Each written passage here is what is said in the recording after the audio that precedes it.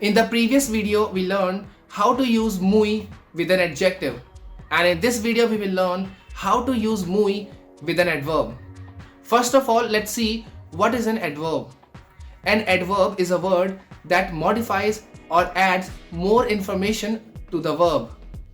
For example, he speaks fast. Él habla rápido. So adverb basically answers to the question how something is done. Él habla muy rápido.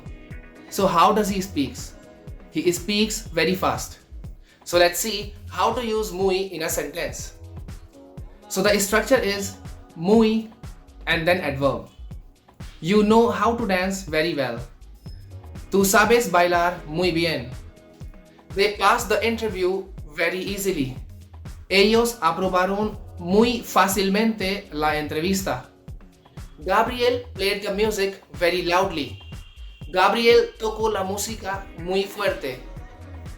Fernando arrived very late to the party.